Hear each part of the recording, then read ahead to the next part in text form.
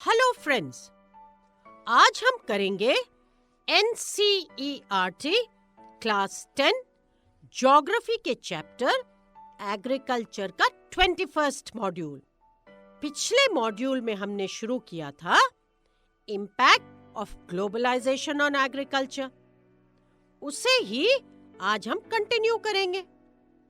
हमने पढ़ा था कि ग्लोबलाइजेशन कोई नया फिनोमेना नहीं है। ये 19th सेंचुरी में भी था, जब इंडिया से स्पाइसेस एक्सपोर्ट होते थे। ग्लोबलाइजेशन की वजह से इंडियन फार्मर्स आज एक्सपोज्ड हो रहे हैं to new challenges of the international market. हमारे जो प्रोडक्ट्स हैं वो compete नहीं कर पा रहे हैं with products from developed countries. तो ऐसा क्यों है ये बताओ, क्योंकि पिछले मॉड्यूल में हमने ये करा था। तो ऐसा क्यों है कि हमारे प्रोडक्ट्स compete नहीं कर पा रहे हैं with products from developed countries? बताओ।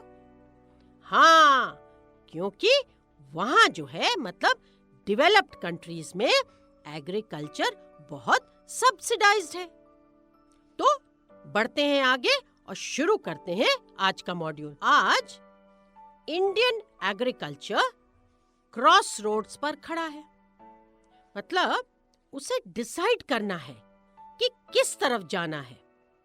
एग्रीकल्चर को सक्सेसफुल और प्रॉफिटेबल बनाने के लिए सबसे जरूरी है छोटे फार्मर्स पर ध्यान देना।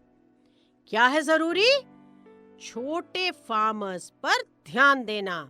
छोटे मतलब जिनके पास छोटे छोटे पीसेस ऑफ लैंड है, क्योंकि बड़े लैंड ओनर्स बहुत कम है और छोटे लैंड ओनर्स जो है वो ज्यादा है। यहाँ पे फिर से रिमाइंड करते हैं, छोटे मतलब जिनके पास छोटे साइज के लैंड है। यदि ये जो छोटे लैंड ओनर्स हैं उनकी कंडीशन इंप्रूव होगी तो एग्रीकल्चर की कंडीशन अपने आप इंप्रूव हो जाएगी। क्यों? ऐसा क्यों? सोचो, हमारे यहाँ किस तरह के फार्मर्स हैं? जिनके पास बड़े बड़े फार्म्स हैं या जिनके पास छोटे छोटे फार्म्स हैं? किनका नंबर ज्यादा है? सोचो। हाँ, हमारी कंट्री में जो छोटे लैंड ओनर्स हैं उनका नंबर बहुत ज्यादा है और जो बड़े लैंड ओनर्स हैं उनका नंबर कम है। तो अगर हम ये छोटे लैंड ओनर्स की कंडीशन इंप्रूव करेंगे तो एग्रीकल्चर की कंडीशन अपने आप इंप्रूव हो जाएगी। अब ये माना गया था कि ग्रीन रेवोल्यूशन से फायदा होगा।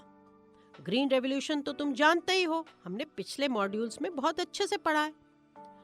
तो ये सोचा गया था, ये माना गया था कि ग्रीन रेवोल्यूशन से फायदा होगा। मगर क्या हुआ? ऐसा नहीं हुआ, बल्कि ग्रीन रेवोल्यूशन से क्या हो गया? ग्रीन रेवोल्यूशन के बाद क्या हुआ? सॉइल डिग्रेडेशन हुआ। क्यों? केमिकल फर्टिलाइजर्स से। ग्रीन रेवोल्यूशन में क्या था? बहुत सारे केमिकल फर्टिलाइजर्स यूज हुए, बहुत सारे पेस्टिसाइड्स, इंसेक्टिसाइड्स, ये सब यूज हुए। तो क्या हुआ?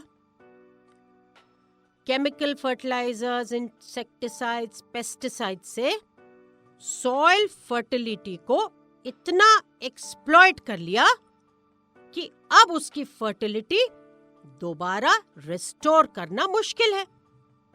तो सोच लो कि ग्रीन रेवोल्यूशन से सोचा गया था कि फायदा होगा, पर ऐसा नहीं हुआ और ग्रीन रेवोल्यूशन ने सॉइल डिग्रेडेशन कर दिया।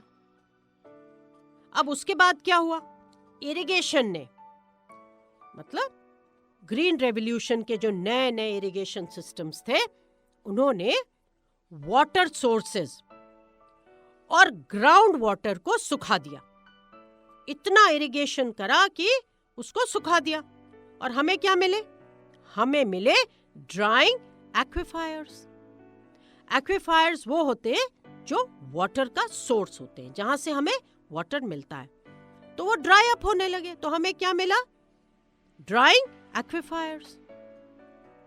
क्रॉप्स को बचाने के लिए इतने ज्यादा पेस्टिसाइड्स यूज हुए कि बायोडाइवर्सिटी खतरे में पड़ गई। बायोडाइवर्सिटी मतलब life on the earth. Any living being is a part of biodiversity. तो ग्रीन रेवोल्यूशन से क्या हुआ? सॉइल डिग्रेडेशन, ड्राइंग एक्वीफायर्स, और उसके अलावा एक बहुत इंपॉर्टेंट चीज हुई, वो हुई बायोडाइवर्सिटी खतरे में पड़ गई। अब आज जो है जीन रेवोल्यूशन की बात की जा रही है। अब इसमें जेनेटिक इंजीनियरिंग भी शामिल है। अब ये सब क्या होता है? अब इसमें जो है सीड्स के जीन्स में चेंज करके हाइब्रिड वैरायटी के सीड्स तैयार किए जाते हैं, जो बिना केमिकल फर्टिलाइजर्स के और कम पानी में भी अच्छी क्रॉप दे सकते हैं। तो आजकल क्या हो रहा है? आजकल जीन रेवोल्यूशन की बात हो रही है, और बात हो रही है जेनेटिक इंजीनियरिंग की। अब इसमें क्या करते हैं? इसमें करते हैं कि सीड्स के जो जीन्स हैं उनमें चेंज करते हैं, और फिर हाइब्रिड वैरायटी के सीड्स तैयार किए जाते हैं। ऐसे सीड्स जो बिना केमिकल फर्टिलाइजर्स के और कम पानी में अच्छी क्रॉप दे सके। तो हाइब्रिड वैरायटी जो सीड्स की है वो ग्रीन रेवोल्यूशन में भी थी, मगर वहां क्या हुआ? केमिकल फर्टिलाइजर्स चाहिए थे, पेस्टिसाइड्स चाहिए थी, इंसेक्टिसाइड्स चाहिए थी, ज्यादा पानी चाहिए था, सो इसलिए ये सक्सेसफुल नहीं हुआ। मगर आज जो है हम बात करते हैं जीन रेवोल्यूशन की, जिसमें हाइब्रिड वैरायटी ऑफ सीड्स हो, बिना केमिकल फर्टिलाइजर्स के और कम पानी में अच्छी क्रॉप दे। अब इसके अलावा आज ऑर्गेनिक फार्मिंग की भी बात की जाती है, बहुत पॉपुलर हो रहा है। जगह जगह तुमने सुना होगा ऑर्गेनिक फार्मिंग, तो ये बहुत पॉपुलर हो रहा है। इंडिया में ग्रीन रेवोल्यूशन से पहले भी ऑर्गेनिक फर्टिलाइजर्स यूज किए जाते थे। ये तो तुम्हें भी पता है और हमें भी पता है कि ग्रीन रेवोल्यूशन के पहले क्या था? Organic fertilizers. अब ये कैसे बनती थी? गोबर से बनी खाद यहाँ बहुत पॉपुलर थी। तो ये हो गई ऑर्गेनिक फर्टिलाइजर जो गोबर से बनती है। तो ये पहले हुआ करती थी। किसके पहले? ग्रीन रेवोल्यूशन के पहले। मगर ग्रीन रेवोल्यूशन ने क्या करा? सॉइल को डिग्रेड करा, एक्वीफायर्स को ड्राई कर दिया। All these things happened because of the green revolution. तो इसीलिए ऑर्गेनिक फार्मिंग फिर से पॉपुलर हो रही है, और इसमें ऑर्गेनिक फर्टिलाइजर को यूज करा जाता है, ऐसा फर्टिलाइजर जो हम ऑलरेडी यूज कर रहे थे बिफोर द ग्रीन रेवोल्यूशन, और वो थी गोबर से बनी खाद। आज दोबारा से रियलाइज किया जा रहा है कि वही बेटर थी। क्यों सोचो? क्योंकि एनवायरनमेंट पर उसका कोई नेगेटिव इफेक्ट नहीं होता था। तो अभी हमने करा कि जो ग्रीन रेवोल्यूशन था उससे क्या हुआ, फिर हमने करा जीन रेवोल्यूशन के बारे में, जेनेटिक इंजीनियरिंग के बारे में, और फिर हमने पढ़ा और समझा ऑर्गेनिक फार्मिंग जो ग्रीन रेवोल्यूशन के पहले भी इंडिया में हुआ करती थी। अब चलते हैं थोड़ा सा आगे। कुछ इकोनॉमिस्ट मानते हैं कि इंडियन फार्मर्स यदि ऐसे ही ग्रेन्स उगाते रहे तो उनका फ्यूचर खतरे में है। अब ऐसा क्यों? ये समझने के लिए हमें थोड़ा आगे बढ़ना पड़ेगा। जो पॉपुलेशन है वो बढ़ रही है और लैंड होल्डिंग्स कम होती जा रही हैं। मतलब साइज भी कम होता जा रहा है, क्योंकि लोग बढ़ रहे हैं बट लैंड तो बढ़ नहीं रही है ना, तो नेचुरली छोटी होगी।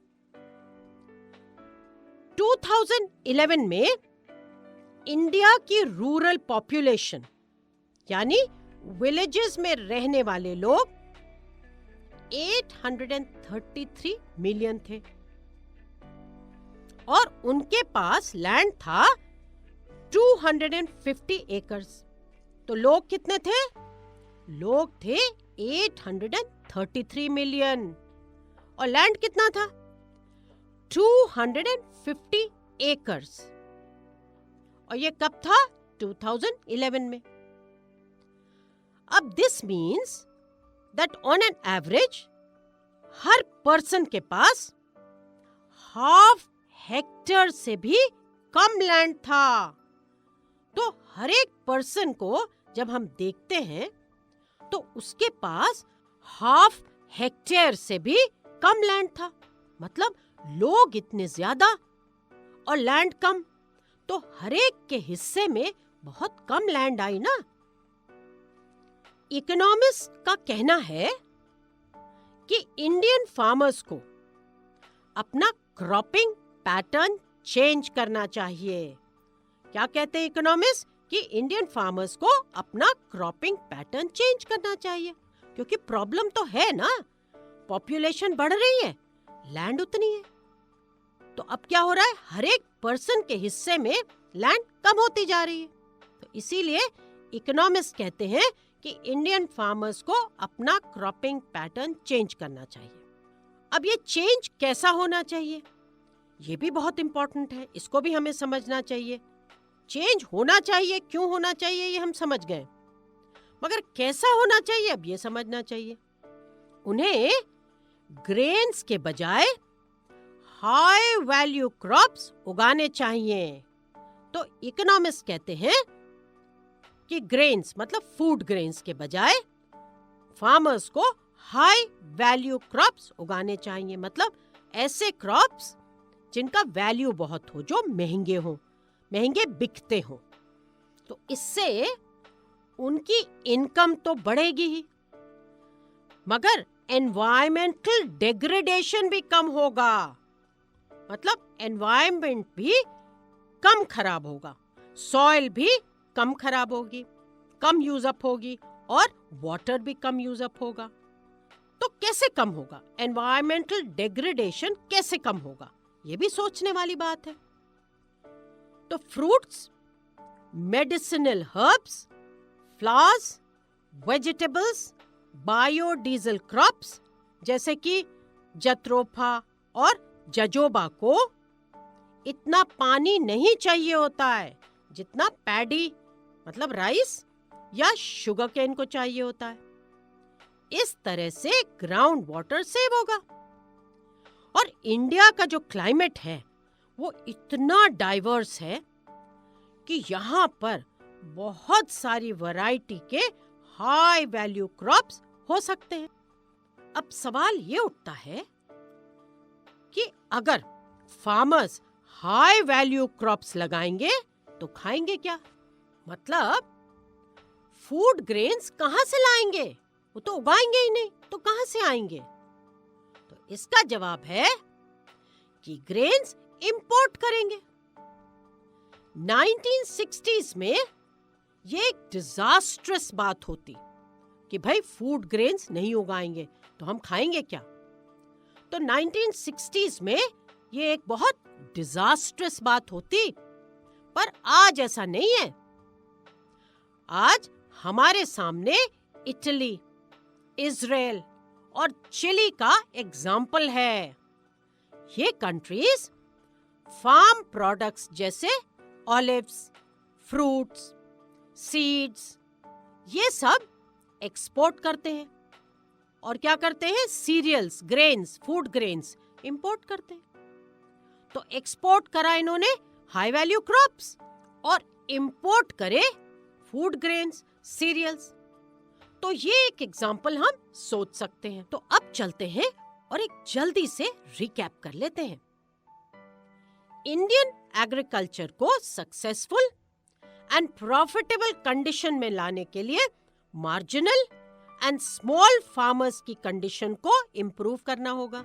ये तो हमने मॉड्यूल में पढ़ा था कि अगर हमें एग्रीकल्चर को इम्प्रूव करना है तो जो स्मॉल फार्मर्स हैं उनकी कंडीशन को इम्प्रूव करना होगा, क्योंकि हमारी कंट्री में स्मॉल फार्मर्स का जो नंबर है वो बहुत बड़ा है और जो लार्ज लैंड ओनर्स हैं ऐसे फार्मर्स का नंबर कम है। तो हमें कंसंट्रेट करना चाहिए ज्यादा नंबर्स पर, तभी तो इंडियन एग्रीकल्चर सक्सेसफुल होगा। अब जो ग्रीन रेवोल्यूशन आया था उसने बहुत कुछ प्रॉमिस करा, बट वो एक कंट्रोवर्सी में है, क्योंकि जो कुछ प्रॉमिस करा था वो तो हुआ नहीं, बल्कि लैंड डेग्रेडेशन हो गया। और क्या हुआ? ओवर यूज ऑफ केमिकल्स हुआ, जिसकी वजह से सॉइल इतनी खराब हो गई कि उसको नेचुरल फर्टिलिटी रिस्टोर करने में बहुत ज्यादा टाइम लगेगा। और हमें क्या मिले? ड्राइंग एक्विफायर्स, और हमारी जो बायोडाइवर्सिटी है वो वैनिश होने लगी। तो ये सब मिला हमें ग्रीन रेवोल्यूशन से। आज जो कीवर्ड है वो है जीन रेवोल्यूशन, जिसमें इंक्लूडेड है जेनेटिक इंजीनियरिंग। जेनेटिक इंजीनियरिंग मतलब inventing new hybrid variety seeds जो कम पानी में बहुत अच्छा क्रॉप देते हैं और उनको केमिकल फर्टिलाइजर्स भी नहीं चाहिए। तो इसीलिए आजकल कीवर्ड है जीन रेवोल्यूशन। और ऑर्गेनिक फार्मिंग भी बहुत पॉपुलर हो रहा है, मगर ये सोचो कि जो ऑर्गेनिक फार्मिंग है ये हमारी कंट्री में बिफोर द ग्रीन रेवोल्यूशन था, क्योंकि हम ऑर्गेनिक फर्टिलाइजर्स यूज करते थे। अब जो कुछ इकोनॉमिस्ट्स हैं वो कहते हैं कि इंडियन फार्मर्स को ट्रेडिशनल क्रॉप्स के बजाय, मतलब फूड क्रॉप्स के बजाय हाई वैल्यू क्रॉप्स लगाने चाहिए। इससे प्रॉफिट भी होगा फार्मर्स को और एनवायरनमेंट भी डेग्रेडेशन से बचेगा, क्योंकि ये जो हाई वैल्यू क्रॉप्स हैं इनको इतना पानी नहीं चाहिए होता, तो ग्राउंड वाटर जो है वो बच जाएगा हमारा। तो क्वेश्चन ये है कि अगर हम हाई वैल्यू क्रॉप्स लगाएंगे तो फूड क्रॉप्स कहां से आएंगे? तो इसका आंसर है फूड ग्रेन्स इंपोर्ट किए जा सकते हैं, जैसे कि इटली, इजराइल और चिली जैसी कंट्रीज कर रही हैं। वो लोग क्या कर रहे हैं? वो एक्सपोर्ट कर रहे हैं फ्रूट्स, ऑलिव्स, और इस तरह से वो एक्सपोर्ट करते हैं कौन से? हाई वैल्यू क्रॉप्स, और इंपोर्ट कर रहे हैं सीरियल्स, मतलब food grains. So now let's revise all the points of the module. To make Indian agriculture successful and profitable, the condition of marginal and small farmers should be improved. Green Revolution promised much, but it is now in controversy. It is being alleged that it has caused land degradation due to overuse of chemicals, and we have got now drying aquifers and vanishing biodiversity. The keyword today is gene revolution, which includes genetic engineering. Organic farming has become very popular these days. Some economists think that Indian farmers should grow high value crops in place of cereals. In this way, they can earn profits and save the environment from degradation. Food grains can be imported as it is done in Italy, Israel, and Chile, while exporting high value crops like fruits and olives. तो यहाँ पे हमारा module खत्म होता है और हमने इस मॉड्यूल के सारे इंपॉर्टेंट पॉइंट्स, या जिसको आप कॉन्सेप्ट्स कहते हैं, उनको अच्छे से समझा है और उनको डिस्कस करा है और उसको रिवाइज भी करा है। तो अब इस मॉड्यूल पर बेस्ड कोई भी क्वेश्चन आप बहुत आसानी से आंसर कर सकते हैं। तो चलते हैं क्वेश्चंस की ओर।